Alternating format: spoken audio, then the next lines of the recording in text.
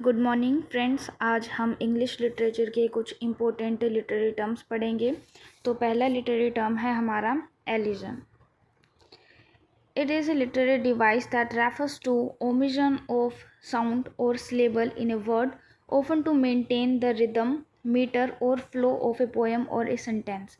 तो एलिजन क्या होता है कि ये एक वो डिवाइस होती है, लिटरेरी डिवाइस, जिसके अंदर कोई साउंड या सिलेबल का ओमिशन किया जाता है ताकि मेंटेन किया जा सके रिदम, मीटर और फ्लो ऑफ पोएम को किसी सेंटेंस के अंदर। It is most commonly used in poetry and song lyrics where syllables are dropped typically through the use of apostrophes to fit the desired structure. इसको mainly poetry या फिर song lyrics के अंदर use किया जाता है, जहाँ पे हम सिलेबल्स को क्या है ड्रॉप्ड कर देते हैं, कम कर देते हैं, जिसकी वजह से एक अच्छा रिदम बैठ सके पोइट्री के अंदर। Elision helps smooth out awkward pauses और preserve a consistent rhythmic pattern. तो इसके अंदर क्या होता है कि हम एक सही जगह पे पोज लगा पाते हैं, कंसिस्टेंट रिदम बना पाते हैं अपने सेंटेंस के अंदर, अपनी पोएम के अंदर। एग्जाम्पल के लिए विलियम शेक्सपियर का जो प्ले है हैमलेट, उसकी लाइन है TISS A consummation devoutly to be wished.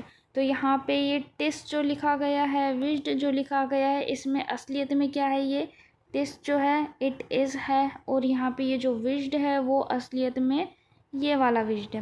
ठीक है, तो यहाँ पे अपनी सहूलियत के हिसाब से जो शेक्सपियर हैं उन्होंने इसको इट इज़ को तो टिस लिख दिया है, और ये वाले विश को जो है इधर ये इस तरीके से विश्ड लिख दिया है, ताकि अपने सेंटेंस के अंदर एक रिदम बनाई जा सके।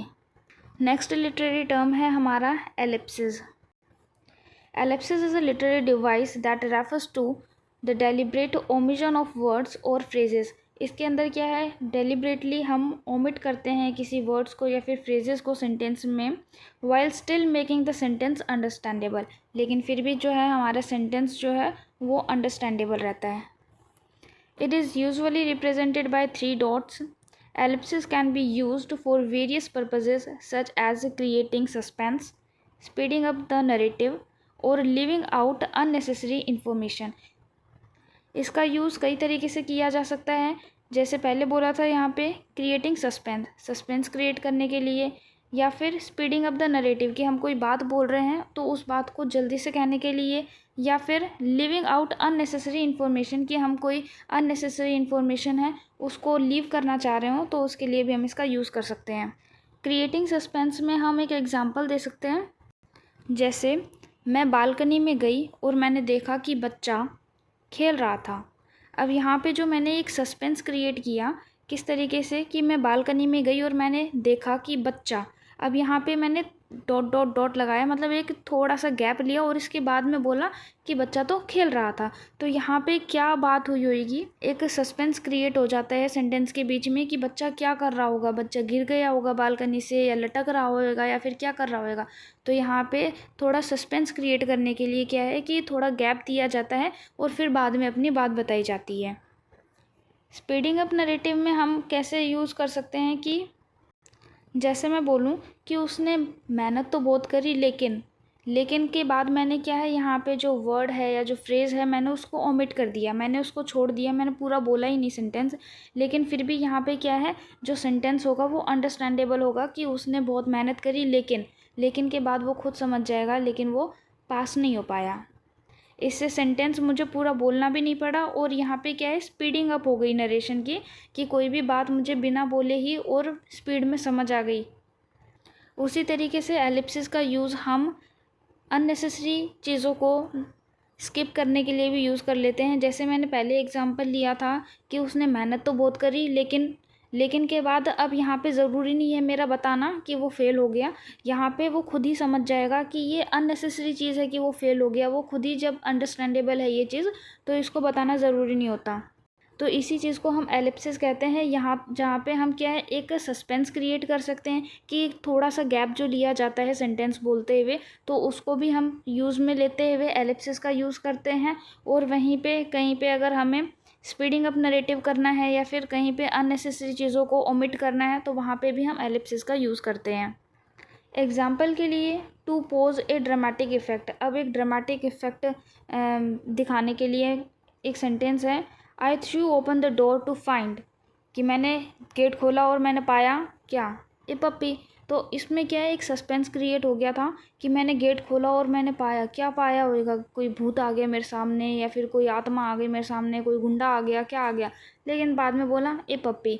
ठीक है, तो यहाँ पे क्या है, एक सस्पेंस क्रिएट कर दिया था बीच के अंदर। नेक्स्ट इसका यूज़ है टू शो साइलेंस। साइलेंस को दिखाने के लिए भी इसका यूज़ किया जा सकता है, जैसे कि he asked would you like some tea और कॉफ़ी, कि आप चाय लेंगे या कॉफ़ी। तो यहाँ पे भी क्या है, इस तरीके से एक हल्का सा साइलेंस जो दिखाया जाता है सेंटेंस के बीच में, उसको शो कराया जाता है एलिप्सिस के थ्रू। राइटिंग के अंदर तो हम एलिप्सिस का यूज़ जो है इन 3 डॉट से करते हैं, लेकिन in dialogue it is often indicate a pause और ट्रेलिंग ऑफ इन थॉट और स्पीच। तो डायलॉग के अंदर इसको यूज़ कैसे किया जाता है कि ये जो छोटा सा पोज होता है, ये ट्रेलिंग ऑफ होता है, जो सेंटेंस या स्पीच के बीच में यूज़ लिया जाता है, एक छोटा सा पोज, इसी को ही हम एलिप्सिस कहते हैं। तो राइटिंग में तो हम इसको इस तरीके से यूज़ कर लेते हैं, लेकिन जब हम डायलॉग बोलते हैं तो डायलॉग के बीच में हमें कैसे पता चलेगा कि इसने एलिप्सिस का यूज़ किया है, तो ये जो छोटा सा पोज होता है इसी को ही डायलॉग के अंदर एलिप्सिस बोलते हैं। नेक्स्ट लिटरेरी टर्म है हमारी एम्पैथी। एम्पैथी क्या है, वो लिटरेरी टर्म है that refers to the ability to understand और शेयर द फीलिंग और एक्सपीरियंसेस ऑफ ए कैरेक्टर और अनदर पर्सन।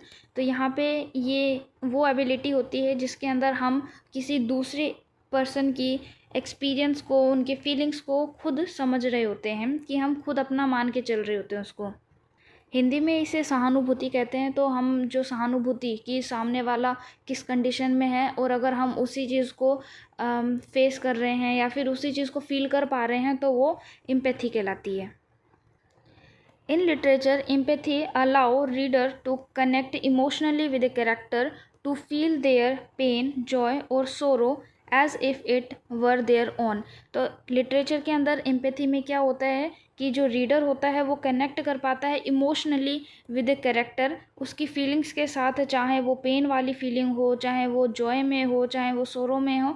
अगर वो अपने आप को रीडर उसके कैरेक्टर के इमोशन से कनेक्ट कर पा रहा है तो इसका मतलब वो क्या कहलाती है, empathy. It plays a crucial role in creating emotional depth and fostering a connection between the reader and the characters. तो ये बहुत इंपॉर्टेंट रोल प्ले करती है, किस चीज़ के लिए, क्रिएट करने के लिए इमोशंस को, और यहाँ पे कनेक्शन दिखा रही होती है रीडर और कैरेक्टर्स के बीच में। Through empathy writers encourage readers to step into the shoes of others.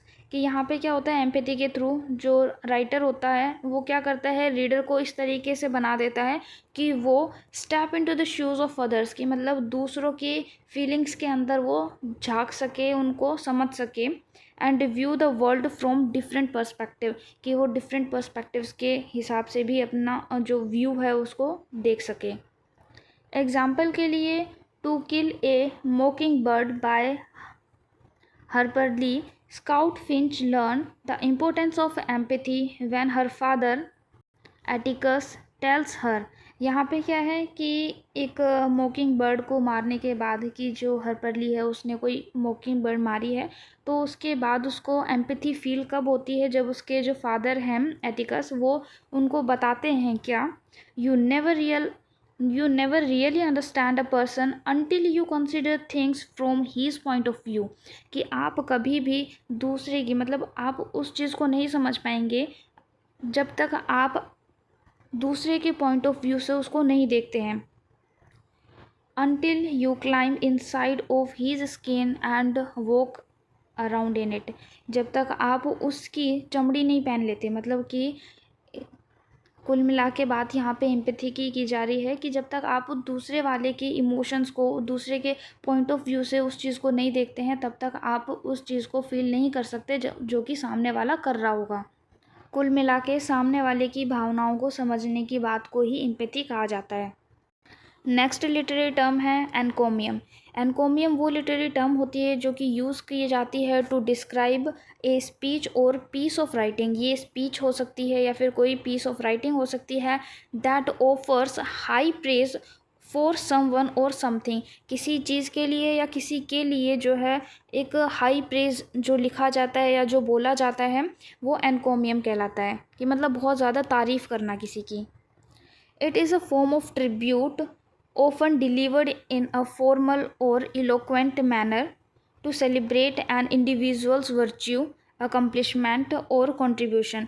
तो यहाँ पे ये एक तरीके का ट्रिब्यूट होता है, श्रद्धांजलि होती है जो कि डिलीवर की जाती है एक इलोक्वेंट मैनर में, एक फॉर्मल मैनर में, ताकि वो सेलिब्रेट कर सके किसी के गुण को और उसकी अकम्पलिशमेंट को जो उसने कंट्रीब्यूट करी है। Encomium can be found in speeches, poems, or essays and are usually used to express admiration or honor for the subject। तो यहाँ पे इसका यूज़ जो है स्पीचेस, पोएम्स या एसेज में किया जा सकता है, जहाँ पे एक्सप्रेस किया जाता है एडमिरेशन और ऑनर को किसी के लिए या किसी चीज़ के लिए, या हो सकता है कि किसी के लिए। एग्जाम्पल के लिए in Shakespeare's Julius Caesar, Mark Antony deliver an encomium in his famous speech after Caesar's death. Caesar की डेथ के बाद जो मार्क एंटनी है वो क्या है, एक एनकोमियम स्पीच देता है पब्लिक के बीच में। Friends, Romans, countryman, land me your ears, कि मेरी बात जो है ध्यान से सुनो। आई कम टू बरी सीज़र, कि मैं सीज़र को क्या है बरी करने आया हूँ। नोट टू प्रेज हिम, ना कि उसकी तारीफ़ करने आया हूँ। Despite saying he comes to bury Caesar, Antony's speech turn into an encomium as he praises Caesar's achievement and subtly criticise the conspirators. लेकिन असलियत में क्या होता है, मार्क एंटनी जो होता है वो जूलियट सीज़र की इतनी तारीफ़ करता है और यहाँ पे जो कंस्पायरेटर्स होते हैं उनकी इतनी क्रिटिसाइज़ कर देता है कि यहाँ पे जो माहौल होता है वो एकदम ही बदल जाता है। तो मार्क एंटनी की जो ये स्पीच थी जूलियट सीज़र के लिए, तो ये जूलियस सीज़र के लिए जो स्पीच थी उसी को क्या कहा गया है, एनकोमियम। अब हम ट्राई करते हैं इनको हैंड टू हैंड याद करने की। तो पहला वर्ड था हमारा एलिजन। एलिजन में क्या करते हैं कि हम किसी वर्ड को या किसी सिलेबल्स को, है ना, साउंड को, सिलेबल को क्या कर देते हैं, वर्ड के बीच में से ओमिट कर देते हैं। तो ये जो ओमिजन होता है ताकि एक रिदम बन सके, इसी को ही एलिजन कहते हैं। तो यहाँ पे एलिजन, ओमिजन ये दोनों बिल्कुल मिलते मिलते हैं, एलिजन, ओमिजन। तो यहाँ पे वैसे ही याद रह जाएगा कि एलिजन में क्या किया जाता है, ओमिजन किया जाता है किसी साउंड का, सिलेबल का, ताकि एक रिदम बनाई जा सके, ताकि एक मीटर या फिर फ्लो बनाया जा सके पोएम या सेंटेंस में। नेक्स्ट लिटरेरी टर्म था हमारा एलिप्सिस। एलिप्सिस क्या होता है, ये 3 डॉट से रिप्रेजेंट किया जाता है। किसी स्पीच के अंदर इसको एक पोज से रिप्रेजेंट किया जाता है। एलिप्सिस को याद कैसे रख सकते हैं कि लिप्सिस, इसको प्रोनाउंस करने में हमें लिप्सिस का यूज़ आ रहा है, एलिप्सिस, है ना। तो लिप्सिस जब पोज दे देते हैं बोलते हुए, ताकि एक सस्पेंस क्रिएट किया जा सके, ताकि एक स्पीड दी जा सके नरेशन के अंदर, या फिर अननेसेसरी चीज़ को अवॉइड किया जा सके।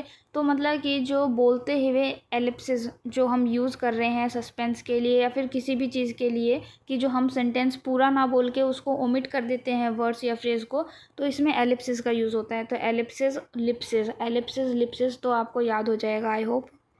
एम्पैथी का मतलब होता है सहानुभूति, और एम्पैथी, सिंपैथी तो आपस में मिलते ही हैं। तो एम्पैथी का मतलब ही सहानुभूति है, और इसके अंदर दिखाई भी क्या है, लिटरेचर के अंदर सहानुभूति जाती है कि एक रीडर जो है अपने कैरेक्टर को पढ़ते हुए उससे इमोशनली उसको कनेक्ट कर सके अपने आप से। तो ये एम्पैथी होती है। नेक्स्ट लिटरेरी टर्म था हमारा एनकोमियम। इसके अंदर क्या होता है कि किसी को बहुत ज़्यादा हाई प्रेज़ किया जाता है। तो इसे हम याद कैसे कर सकते हैं, एनकोमियम। एनकोमियम को अगर हम प्रोनाउंस करते हैं तो इस तरीके की आवाज़ निकलती है, इनको भी हम। एनकोमियम मतलब इनको भी हम।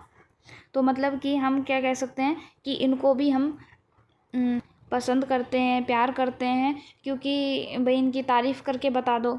मान लो कि अगर कोई ऐसे आपसे पूछ ले कि आपको हिंदू पसंद है, मुस्लिम पसंद है, क्रिश्चियन पसंद है, ईसाई पसंद है, सिख पसंद है, तो हम क्या बोलेंगे कि भाई हमें सब पसंद है, हम पसंद है, इनको भी हम पसंद करते हैं। हिंदू होने के बाद, हम मुस्लिम होने के बाद, सिख होने के बाद इनको भी हम पसंद करते हैं, क्योंकि ये अच्छे हैं, इनका दिल अच्छा है, ये हमारे साथ रहते हैं, मिलकर रहते हैं।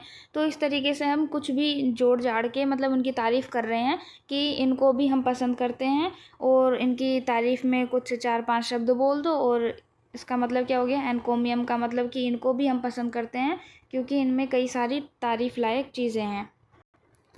इनको भी हम मतलब एनकोमियम, तो इनको भी हम पसंद करते हैं। तो आई होप आप सभी को ये याद हो गया होगा। आज के लिए बस इतना ही। Thank you.